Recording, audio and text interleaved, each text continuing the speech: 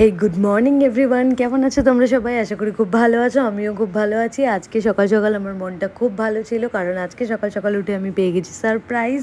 আর তাই জন্য স্বাভাবিক মনটা আরোই ভালো হয়ে গিয়েছিল। তাই তাড়াতাড়ি ঘরের সব কাজ করে নিচ্ছিলাম, কারণ সারপ্রাইজটা খোলার জন্য অপেক্ষা করছিলাম, আর কিছুই না। তো যে ঘরের যা টুকিটাকি কাজ থাকে, উঠেই প্রথমে বাসি বিছানা এগুলো সমস্ত গুছিয়ে নিচ্ছিলাম। সব কিছু গোছানোর পর মোটামুটি ঘরটা আর কি এইরকম আমার ছোট্ট ঘরটা হাল হয়েছিল। তো সেটারই জাস্ট একটা ক্লিপ তোমাদের সঙ্গে শেয়ার করলাম।